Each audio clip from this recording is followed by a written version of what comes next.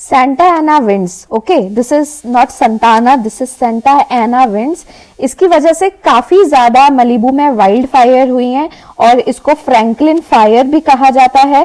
What is this phenomena, why is it started? इसमें 4000 एकड़ forest जल चुके हैं. इसके बारे में देख लेते हैं. तो इस फायर के दो रीजंस बताए जा रहे हैं. One is the Santa Ana winds and other is the climate change. What is the Santa Ana wind and how climate change is linked to it, let's see. Okay, तो Santa Ana winds क्या होती हैं? जब great basin के ऊपर, यानी कि ये नॉर्थ अमेरिका की बात हो रही, राइट, तो वहां पे जब रॉकी माउंटेन्स और सियरा नेवाडा का जो रीजन है उस एरिया के बीच में, उसको ग्रेट बेसिन कहा जाता है.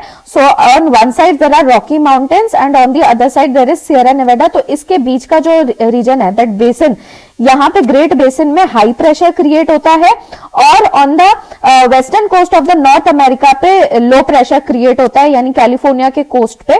तो because of this pressure difference काफी तेज विंड्स ब्लो करती हैं जो कि इस बेसिन से ओरिजिनेट होती हैं, बेसिन के इनलैंड डेजर्ट से ओरिजिनेट होती हैं.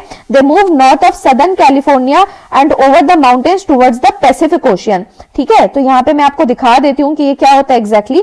तो यहाँ पे देखिए, ये ग्रेट बेसिन यहाँ पे आपको दिख रहा होगा, यहाँ से ओरिजिनेट होती है और कैलिफोर्निया से ये पूरा लोअर प्रेशर जहां पे ये क्रिएट हो रहा है इस कोस्ट पे पैसिफिक ओशियन की तरफ ये जाती है. ओके, तो these winds are called the Santa Ana winds. Okay, और ये जब विंड आती है नीचे की तरफ आती है तो उससे क्या होता है कि बहुत ज्यादा कंप्रेस होती है और इसका हीट बढ़ जाता है. ठीक है, और विंड की ह्यूमिडिटी भी कम हो जाती है और it decreases to less than 20% और इवन लेस देन, यानी एकदम से बहुत ह्यूमिडिटी कम हो जाएगी.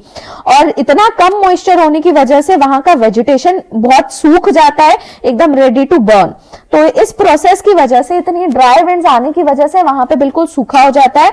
And this process only help the fuel the flames in Malibu.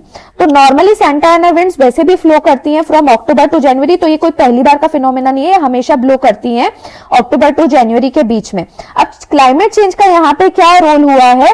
तो जो ये वाइल्ड फायर्स है, लाइक वी सेड कि it is a natural phenomena इस कैलिफोर्निया लैंडस्केप का, लेकिन अब क्लाइमेट चेंज की वजह से ये सीजन जो है वो लंबा हो गया है. इट हैज लेंथन, और ना केवल लंबा हो गया, ये वाइल्ड फायर्स काफी ज्यादा इंटेंस भी हो गई हैं और इसका रीजन क्लाइमेट चेंज ही है. तो जो ग्लोबल टेम्परेचर में काफी ज्यादा राइज हुआ है, इसकी वजह से स्प्रिंग्स और समर्स काफी वार्म हो गए हैं और अर्ली स्प्रिंग स्नोमेल्ट्स भी होने लगे हैं. ओके, और इस वजह से जो फॉरेस्ट फायर्स वैसे भी होती थी, अब फॉरेस्ट और ज्यादा vulnerable, because drier the air, more the loss of humidity, तो more the chances of forest fire. तो फॉरेस्ट इसलिए काफी ज्यादा वल्नरेबल भी हो जाते हैं. और ये सिचुएशन और भी ज्यादा वर्स हो गई है because humans are continuing to emit greenhouse gases. वो एक दूसरे के चक्कर में देखो वो संभाल तो पा नहीं रहे, तो कंटिन्यूअसली वो गैसेस एमिट होती जा रही है और क्लाइमेट चेंज पे असर देखने को मिल रहा है. ठीक है ना, ग्लोबल वार्मिंग बढ़ रही है.